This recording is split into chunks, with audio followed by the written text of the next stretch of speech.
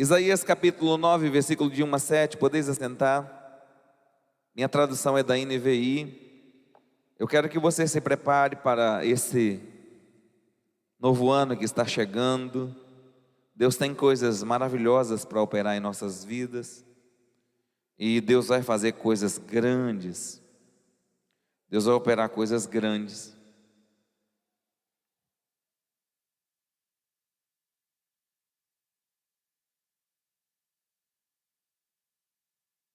Eu tenho pouco tempo, então eu vou tentar administrar o tempo para a gente poder entregar uma mensagem completa para vocês. O meu texto está no livro de Isaías, capítulo 9, dos versículos 1 a 7. Minha tradução é da NVI.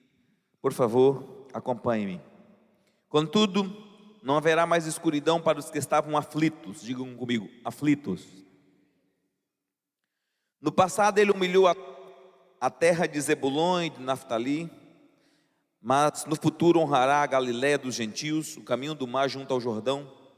O povo que caminhava em trevas viu uma grande luz, e sobre os que viviam a sombra da morte raiou a luz. Fizeste nação e aumentaste a sua alegria, e eles se alegram diante de ti, como os que se regozijam na colheita, como os que exultam quando dividem os bens na batalha. Pois tu destruíste o jugo que os oprimia. Diga glória a Deus. A canga que estava pesada sobre os seus ombros, a vara do castigo do seu opressor. Diga glória a Deus. Como nos dias da terra de Midian. Pois toda bota do guerreiro usada em combate e toda veste revolvida em sangue serão queimadas como a lenha no fogo.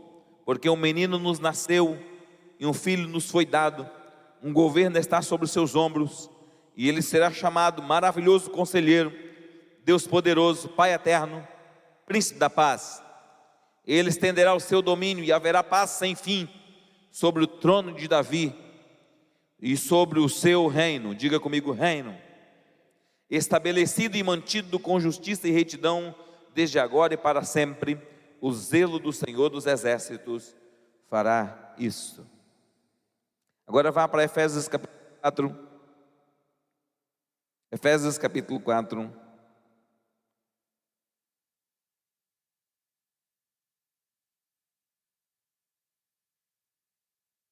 Dos versículos 11 em diante.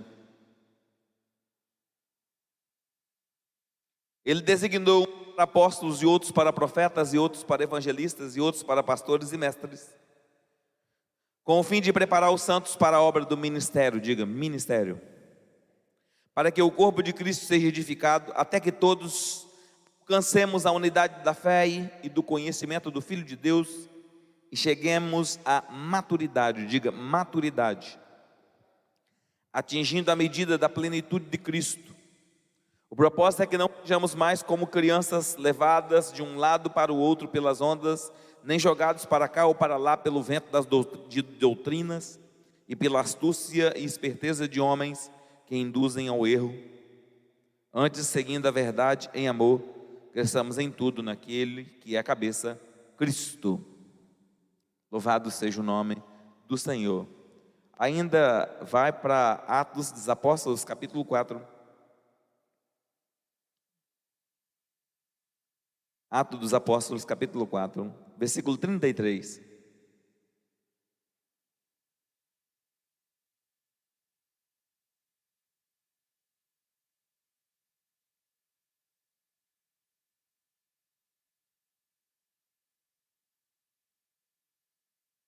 Com grande poder os apóstolos continuavam a testemunhar da ressurreição do Senhor Jesus, e grandiosa graça estava sobre todos eles. Senhor, muito obrigado por tua palavra. Eu oro para que a tua palavra seja liberada em nossa mente e coração, sejamos cheios da tua graça, cheios da tua revelação e do teu conhecimento. E eu oro para que a glória de Deus se revele em nossas vidas. Eu oro para que o Senhor venha dissipar qualquer nuvem escura, e eu oro para que o Senhor venha liberar sobre nós revelação, conhecimento e sabedoria de Deus, Senhor, eu oro em nome de Jesus. Amém. Irmãos, hoje quero trazer uma palavra ao seu coração. Eu quero falar sobre a luz da vida. No mundo, no dia de hoje, estão se comemorando o Natal. E muitos pararam para celebrar o Natal. E nós louvamos muito ao Senhor pelo nascimento de Jesus. Embora saibamos pela Bíblia, eu já ensinei isso aqui, que Jesus não nasceu no Natal, e o Natal não prefigura o nascimento de Jesus, porque Jesus nasceu em outra época. E nós adoramos o Senhor, adoramos a Deus por Ele ter enviado Jesus, embora o Natal não represente o nascimento de Jesus, mas nós sabemos que Ele nasceu, que Ele cresceu, que Ele viveu entre os homens e que Ele desenvolveu seu ministério e que Ele nos deixou um legado maravilhoso, e por tudo isso nós o celebramos, porque Ele é a luz da nossa vida. Nós o adoramos não como um menino na manjedoura, mas adoramos como Rei dos Reis e Senhor dos Senhores, como aquele que foi um bom e com o seu sangue compraste para Deus todos os povos, línguas, tribos e nações. Que é verdade que um dia Ele nasceu, mas é verdade ainda mais de que Ele cresceu e que Ele nos deixou um caminho para a gente seguir as suas pisadas e andar nas suas verdades. E as verdades de Jesus estão bem acima das verdades ensinadas pelo Natal secular. As verdades de Jesus estão bem acima, bem diferentes. E eu quero me ater um pouco sobre essa questão das verdades de Jesus e do propósito da sua vinda. E é interessante que o profeta Isaías, ele vai descrever a vinda do Filho de Deus. E quando ele descreve a vinda do Filho de Deus, uma das principais razões do porquê ele descreve a vinda do Filho de Deus é porque o povo estava aflito. É porque o povo estava aprisionado. É porque o povo estava em trevas. E então Ele enviou a luz da vida, seu amado Filho. E eles estavam carregando um peso muito pesado. E todos nós que não conhecíamos o Senhor também estávamos carregando um fardo muito pesado. Estávamos carregando um fardo que nos subjugava à escravidão dos vícios, das paixões, e com isso nós dávamos legalidade aos demônios, e havia um jugo muito pesado nos nossos ombros. Mas graças a Deus que um dia Jesus nasceu em nosso coração, e a luz de Deus brilhou em nossa mente, e nós fomos esclarecidos acerca do propósito de Deus, acerca da mensagem de Deus. E Ele veio e Ele nos libertou das trevas. Assim como Deus enviou Moisés e libertou o povo de Israel da terra do Egito, da terra de escravidão, Deus também enviou Jesus, e Jesus nos libertou das trevas. E as algemas caíram das nossas mãos, a cegueira caíram dos nossos olhos, e agora nós podemos ver o Rei da Glória. Agora nós podemos contemplá-lo na beleza da sua santidade, na beleza do seu amor incondicional, na beleza da sua verdade. E Ele veio para libertar os cativos, libertar os oprimidos. E Ele veio para nos livrar do caminho das trevas. E hoje nós não precisamos mais andar nas trevas. Mas por incrível que pareça, mesmo já sendo crente há bastante tempo, você sabe que as trevas estão sempre tentando amarrar os seus pés. Você sabe que as trevas estão sempre lutando para ganhar espaço na sua vida. E por incrível que pareça, essa batalha é uma batalha dura. Essa é uma batalha terrível. Essa é uma batalha que não para. E embora Deus tenha colocado os seus exércitos ao nosso favor, tenha nos dado a sua verdade e revelação, Há uma necessidade urgente, de uma mentalidade de maturidade espiritual, para que não sejamos como meninos, mas sejamos como adultos.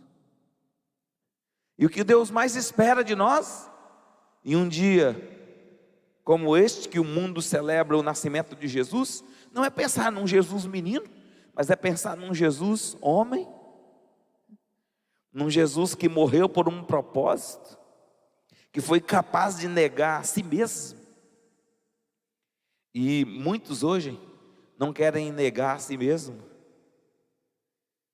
E negar a si mesmo deve ser o propósito de cada um de nós, para não sermos levados em volta por ventos de doutrinas ou por engano dos homens. E o que mais existe nos nossos dias? Ventos de doutrinas, engano de homens, astúcia, esperteza, manipulação, doutrinas meramente humanas, igrejas completamente centradas em doutrinas meramente humanas.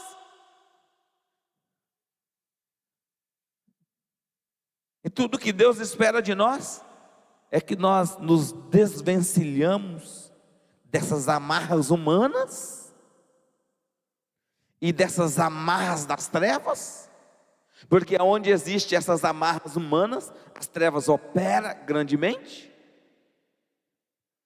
E uma das advertências do Senhor para o seu povo é que nós não poderíamos copiar os padrões das nações pagãs. Está na Bíblia. Deus sempre repetiu isso para o povo: cuidado para a terra para onde você vai, para você não copiar o padrão das nações pagãs. E então você deve estar se perguntando: pastor, então o que fazemos? O que fazemos é que nós vamos caminhar cada vez mais em direção à luz da vida.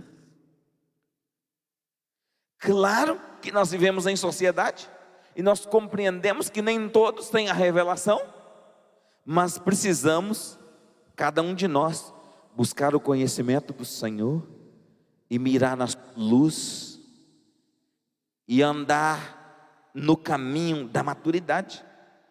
E Paulo estabelece isso. Ele diz que a libertação veio e Deus deixou uma estrutura para libertar o povo. Quando você estuda Efésios capítulo 4, Paulo vai trabalhar o contexto de uma igreja madura. E em Efésios capítulo 4, Paulo vai trabalhar a ideia de que devemos andar debaixo da vocação celestial, da vocação do nosso chamado, do propósito para o qual Deus nos designou. E Paulo, estabelecendo o propósito para o qual Deus nos designou, ele estabelece o princípio dos 5 ministérios: o ministério apostólico, o ministério profético, o ministério pastoral, o ministério evangelístico e o ministério de mestre. E dentro desses 5 ministérios, o ministério de mestre vem para esclarecer a nossa mente. E o apóstolo Paulo diz que é para andarmos na unidade do Espírito, é para andarmos em amor, e andar em amor e andar na unidade do Espírito só é possível se nós negarmos a nós mesmos, se nós nos desvencilharmos da mentalidade humanista e caminharmos na mentalidade do Espírito, nos desvencilharmos das amarras das trevas e andarmos na liberdade da luz, caminhando na direção do crescimento espiritual, olhando para Cristo como modelo, como padrão. E ele diz até que todos cheguem à unidade da fé, ao estado de homem maduro, à estatura da medida de Cristo. E ele vai estabelecer que o propósito disso é para que não sejamos chacoalhados de um lado para outro por vento de doutrina.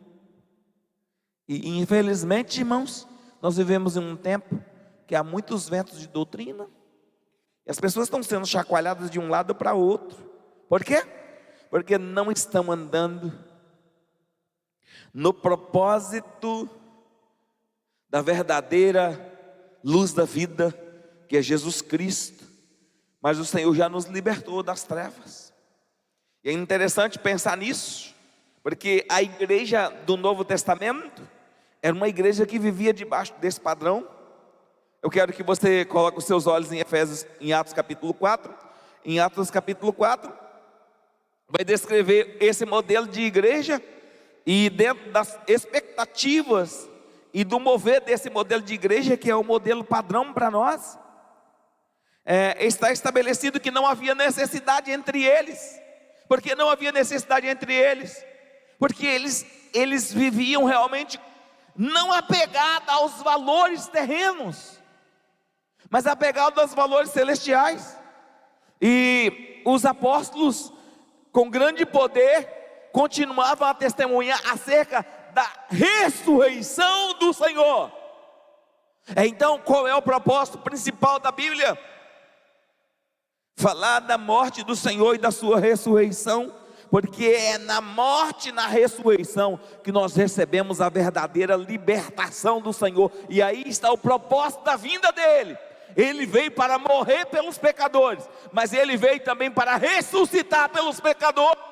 E quando ele nos ressuscitou, ele também nos ressuscitou, porque nós morremos com ele quando descemos as águas batismais, e nós ressuscitamos com ele na sua ressurreição. Então agora nós temos uma nova mentalidade, um novo jeito de ser.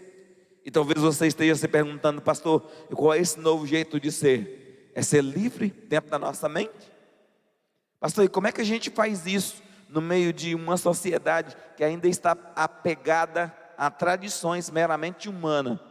Continuando amando, continuando suportando, continuando abraçando-os, mas com uma mente completamente livre, sabendo a verdade, conhecendo a verdade e seguindo a verdade. Então, o que fazermos, pastor? Caminhamos cada vez mais para crescer em maturidade. E qual é o símbolo, pastor, dessa maturidade? É que nós comemos com os pecadores, que nós até participamos de algumas tradições dos pecadores, só não pecamos com eles.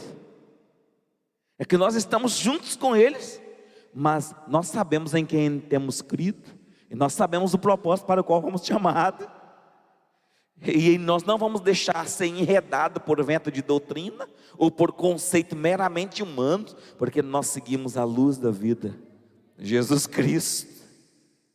Nós já fomos libertos das trevas.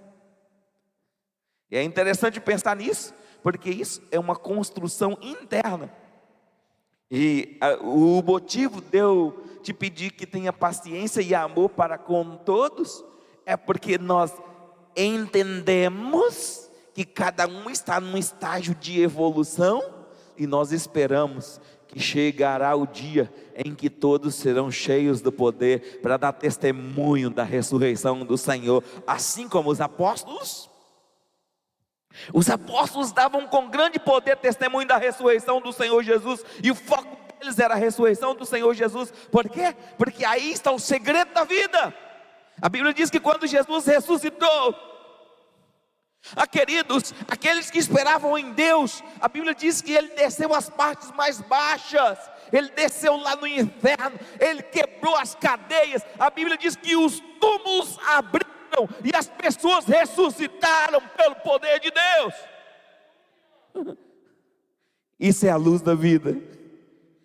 Essa luz da vida entrou nos túmulos, libertou os prisioneiros que esperavam na vinda do Senhor, aqueles que viviam por fé, aqueles que tinham recebido a luz, embora ela ainda não tivesse manifestado, mas quando ela se manifestou, ela os alcançou, assim como alcançou a cada um de nós. Qual é o segredo de andar na luz da vida e saber que nós temos um Deus que nos liberta dos fardos, nos liberta das trevas? Porque Satanás não para de pensar em maneiras de te aprisionar. Você sabe disso. Você sabe que Satanás não para de pensar em estratégias de manter você aprisionado. E Satanás quer controlar você. Mas você não vai deixar. Você não vai permitir. Você vai se levantar. Você vai guerrear. Você vai combater o bom combate. Você não vai ficar como criança perdida na batalha, mas você vai levantar como adulto, exercendo a maturidade em Cristo Jesus, o Senhor. E Deus está nos chamando para exercer essa maturidade em Cristo Jesus. E um dos padrões para a gente exercer essa libertação, sermos de fato livres, porque a Bíblia diz: se o Filho vos libertar, verdadeiramente sereis livres. Se o Filho de Deus te liberta, você é verdadeiramente livre. E estar livre, queridos, é não se meter debaixo do jugo da escravidão, das filosofias humanas, ou das doutrinas meramente humanas, ou das tradições meramente humanas, mas está ligado ao cabeça, que é Cristo. Liberta as trevas. Eu sei que as trevas querem te aprisionar. Não permita. Não permita. Não permita. Não aceite. Lute contra as trevas. Desembanhe a sua espada. Desembanhe o seu arco. Parte para a batalha. Em Cristo. Porque o Filho de Deus se manifestou para nos libertar das trevas. Louvado seja o nome do Senhor. E o que Deus espera? Deus espera que nessa libertação a gente dê um avanço, a gente dê um passo em direção a um propósito que é um propósito que vai sinalizar para a gente. Paulo, quando ele está descrevendo o crescimento em Efésios capítulo 4, ele vai falar que quando a maturidade chega, nós crescemos em todas as áreas. E está escrito assim: seguindo a verdade em amor, cresçamos em tudo, naquele que é a cabeça, Cristo. Crescer em tudo. Quando a sua vida começa a dar sinais em todas as áreas, então isso é um sinal de que está havendo crescimento. Quando as finanças começam a dar sinais de melhora, é um sinal de crescimento. Quando a vida emocional começa a melhorar, antes você era completamente instável emocionalmente, perdia a estribeira com pequenas coisas, agora você não perde mais a estribeira, então sua vida emocional começou a melhorar, você começou a crescer. Quando a sua vida ministerial, a sua vida de disciplina e de caminhar com Deus começa a dar sinais de melhora, então você cresce na oração, você cresce na leitura bíblica, você cresce na adoração, você cresce nos embates espirituais. Isso é um sinal de desenvolvimento e de maturidade. Quando você é aquele que não retrocede, é aquele que persevera, é aquele que não desanima, é aquele que está sempre animado e aquele que sempre crê, então isso é um sinal de que você está crescendo em Deus, crescendo nas coisas de Deus. Eu quero falar sobre isso.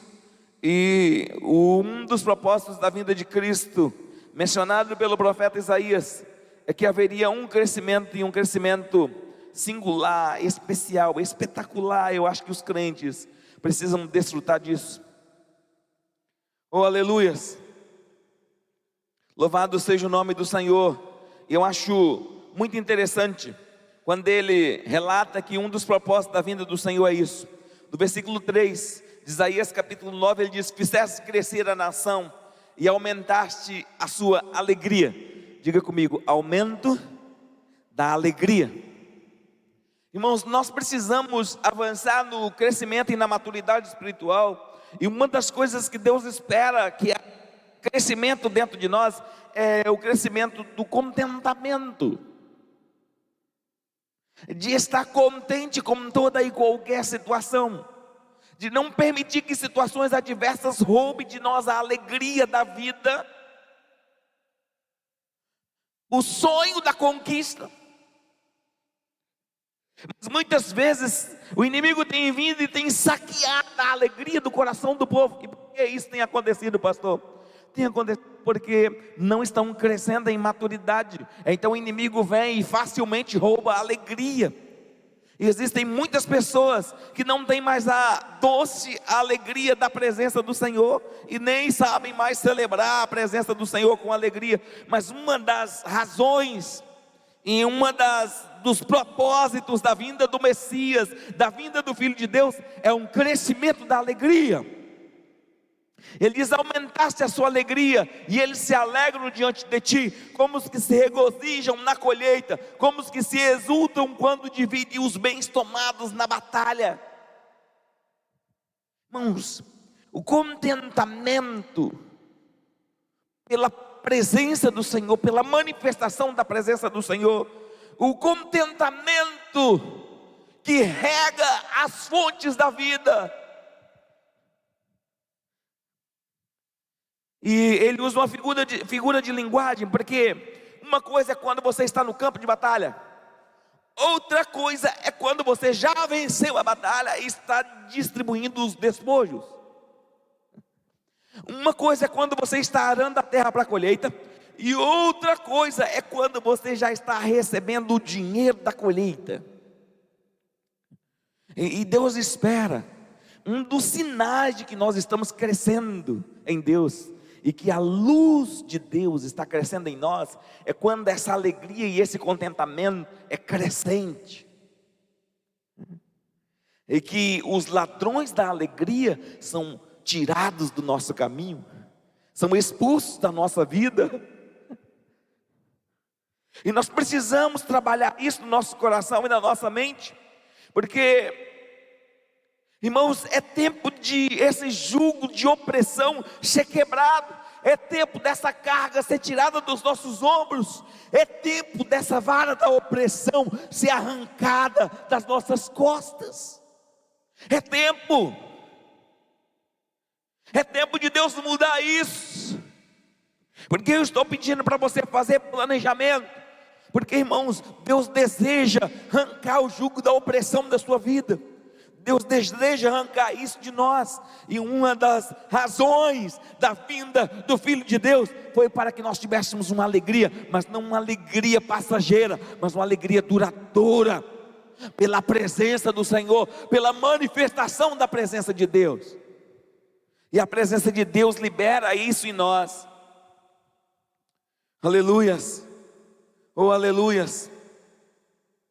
Muitas vezes, irmãos, Deus quer remover esse nível de batalha que está no nosso meio, que são batalhas geradas apenas por uma mentalidade infantil, por uma mentalidade que acredita em contos. E Deus quer nos levar a um nível de maturidade para agirmos com maturidade e sabedoria, tendo discernimento de todas as coisas, assim como Cristo. E é impressionante como o Senhor e Salvador era maduro para lidar com todas as coisas. Ele está em pleno deserto e ele vê uma multidão vindo ao seu encontro, e ele diz para Filipe: como nós vamos dar de comer para 5.000 homens, fora mulheres e crianças? Mas lá no fundo já sabia como ia resolver tudo. Por quê? Porque havia um nível de governo sobre ele. Quando você tem um nível de governo sobre você, você não se desespera, você não deixa a tristeza invadir o seu coração, você bate de frente com a tristeza, você expulsa ela da sua vida, você dá um comando para ela, você diz: sai da minha vida, sai da minha casa, sai dos meus relacionamentos. Você é como um guerreiro na batalha. E não pense que você não tem que guerrear. Enquanto você estiver nessa dimensão, vai guerrear. Mas eu tenho uma boa notícia para te dar. A boa notícia está exatamente no livro de Isaías. Eu vou ler os próximos versículos só para te mostrar que vai chegar um tempo que não vai precisar dessa batalha assim, tá bom? Mas por enquanto precisa. Pois tu destruíste o jugo que oprimia, e a canga que estava sobre os seus ombros, com a vara e o castigo dos seus opressores, como nos dias da derrota de Midian. Versículo 5. Pois toda bota do guerreiro usada no combate, e toda veste revolvida no sangue serão queimadas como lenha no fogo. Vai chegar um tempo que isso vai acontecer, amém? Amém? Amém? Vai chegar um tempo que isso vai acontecer. Por enquanto ainda não aconteceu. Por enquanto, tem hora que as botas ainda estão lameadas de sangue. Eu estou falando de batalha. Claro que eu não estou falando de batalha física, eu estou falando de batalha espiritual. Porque a Bíblia diz que desde os dias de João Batista se faz guerra no reino dos céus, e é pela força que se apodera dele, tem que fazer guerra no reino dos céus. Deus já nos deu a vitória, Deus já nos deu a chave da vitória. A chave da vitória Ele é a luz da vida, e nós seguimos a luz dele, e a luz dele está brilhando em nós, derramando sobre nós contentamento, em meio às lutas e tribulações desta vida, porque o jugo foi quebrado, a opressão foi quebrada, a força do inimigo foi tirada, os aguilhões que nos aprisionavam foram quebrados, as prisões foram quebradas. Então nós podemos entrar na batalha sabendo que o Senhor está guerreando por nós, em nosso favor, porque nós temos a luz da vida, e nós não andamos mais em trevas. Mas é interessante que quando esse texto se apresenta, ele diz que chegará um dia que não vai precisar mais, e nós estamos dizendo: Maranata, que vem esse dia, Senhor, o dia da paz sem fim. É em breve, tá bom? Em breve você não terá que guerrear mais. Por enquanto você tem que continuar guerreando.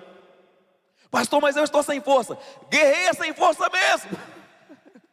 Pastor, mas eu não estou alegre. Guerreia sem alegria mesmo.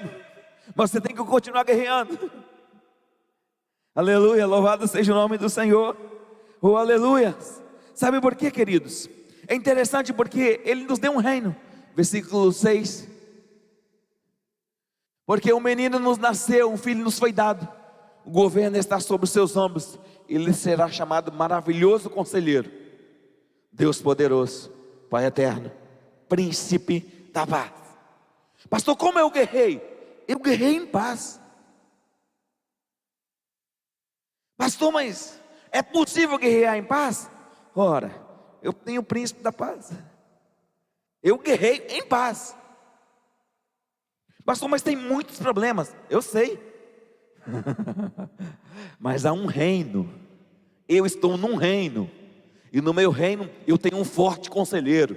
Um Deus que é conselheiro. Um Deus que me aconselha. Um Deus que me dá direção. Um Deus que me dá discernimento. Um Deus que me mostra o amanhã. Um Deus que me mostra a guerra. Antes que a guerra aconteça, Ele sempre está me revelando e falando comigo.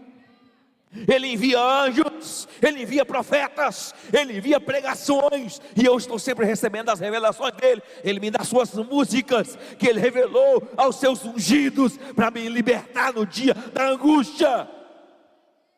Ele me dá muitas ferramentas. Os crentes têm muitas ferramentas, muitas ferramentas. Deus está te dando muitas ferramentas. Se você estiver atento, você vai perceber que Deus vai estar te dando ferramentas novas para cada batalha. E para cada tipo de luta que você enfrenta, Deus tem uma ferramenta nova para liberar para você, para te capacitar a vencer, porque o Senhor está contigo. Ele diz, o nome dele será Maravilhoso Conselheiro, Deus Forte, Pai da Eternidade, Príncipe da Paz. O governo dele está sobre nós. Queridos, percebe no texto que Deus quer que nós vivamos em Cristo nesse nível de maturidade, amém?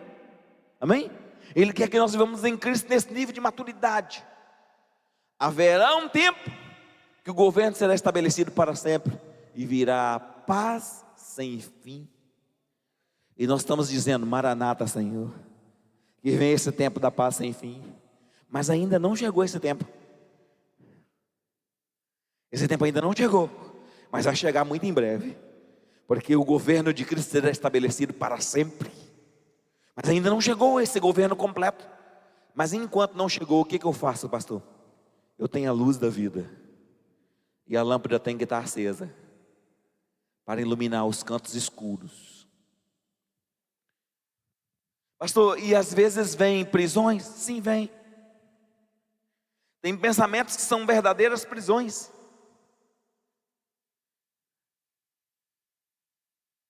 É por isso que nós precisamos de um maravilhoso conselheiro. E a igreja tem um maravilhoso conselheiro, que pode chegar para Deus e dizer, Deus, isso que aconteceu eu não entendi, me revela, mostra para mim o que está acontecendo.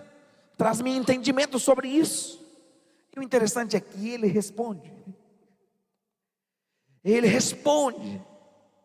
Ele sempre responde, sempre. Eu gostaria muito que o nosso nível de relação com Deus fosse como aquela nível de revelação que Elias teve lá no Carmelo, onde ele orou, e a Bíblia diz que antes dele orar, o fogo já estava descendo.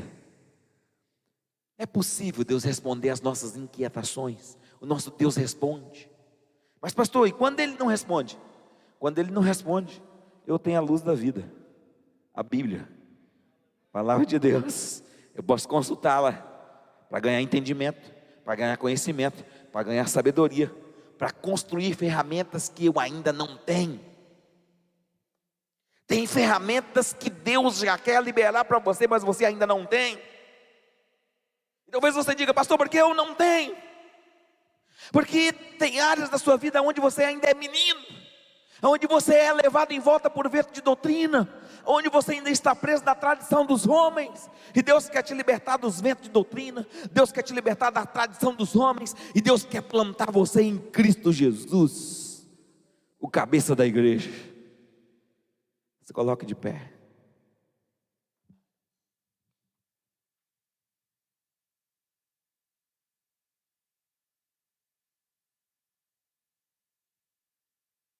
Estamos rompendo com todas as tradições, uma por uma.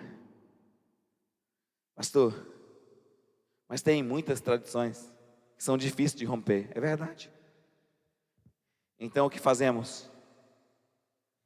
Todas as vezes que a luz de Deus brilha, e Deus fala conosco, você tem que deixar isso.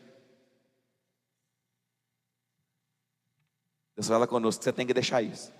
E a gente deixa. Aí Deus fala conosco, você tem que deixar isso. Isso não está bom para você. Esse negócio não está funcionando para você. Você precisa deixar isso. Aí a gente deixa.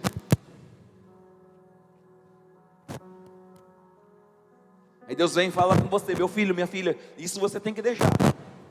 Ah, mas todo mundo faz isso, Senhor.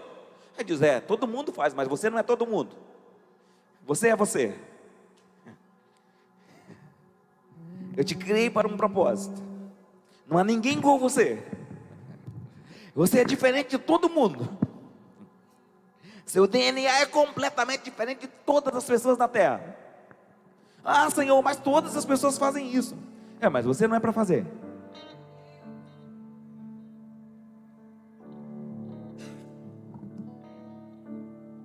Eu tenho um caminho para você. Aí Deus vai mandar você deixar coisas.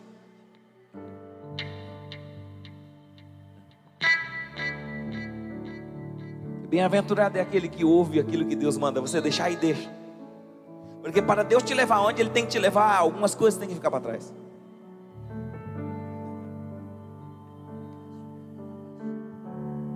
Até que venha a paz sem fim.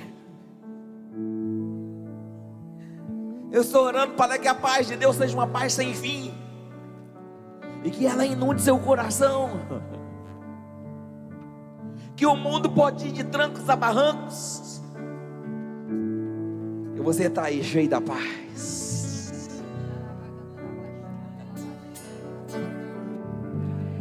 Aleluia, aleluia, aleluia, aleluia. E as pessoas vão procurar as respostas e não tem uma resposta, porque na verdade você se permitiu crescer em Deus. Você deixou a doutrina dos homens, a tradição dos homens, a astúcia. Você abandonou todas essas coisas a seguir a luz da vida. Então a canga dos seus ombros foi quebrada, o jugo da opressão foi quebrado. Foi quebrado. Pastor, e a vara? Aquela vara que assolava sempre, pastor. Aquela vara que assolava sempre. Essa vara do opressor foi quebrada. Aleluia. Essa vara do opressor aí foi quebrada, meu filho.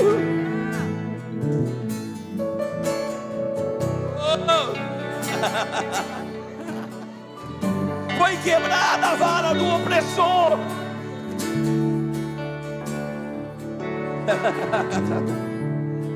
E só você e Deus entende isso.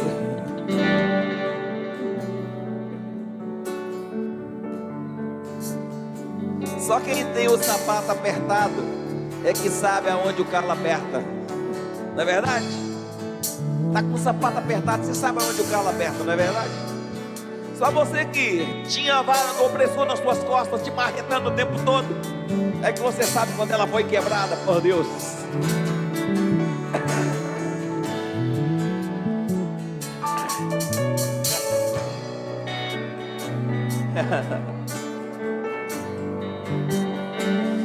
Então nós vamos deixando as tradições dos homens e vamos se fundamentando em Cristo Jesus.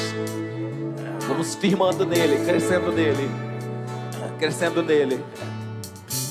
Pastor, e o que a gente faz com aqueles que ainda não cresceu? A gente continua amando eles. Nós não os julgamos, nós não os condenamos, nós os abraçamos, porque nós entendemos que esse é um trabalho de Deus. E Deus é um conselheiro maravilhoso. Maravilhoso conselheiro. Pastor, porque Ele é maravilhoso, pastor. Porque os conselheiros humanos, ele dá um conselho, a pessoa não obedece. Aí a pessoa vem a dele, dá um conselho de novo, a pessoa não obedece. Aí depois ele dá um conselho, a pessoa não obedece. E às vezes ele dá um conselho por 1 ano, dá um conselho por 2 anos, dá um conselho por 3 anos, 4 anos, 5 anos, 10 anos, e a pessoa não obedece. E esse conselheiro humano, ele é possível de não dar mais conselhos. Agora, Deus não. Deus, Ele está sempre falando conosco. E Ele está sempre maravilhosamente aconselhando a gente. Em áreas que nós já erramos um monte de vezes, Ele continua falando conosco. Mas chega um dia e o próprio conselheiro maravilhoso quebra a vara da opressão. E aquele que andava nas trevas viu uma grande luz. Aquele que andava na sombra da morte raiou a luz. Aleluia! Adore a Ele, adore a Ele, adore. Pra Ele, adore, adore a Ele. Adore a Ele, adore, adore, adore.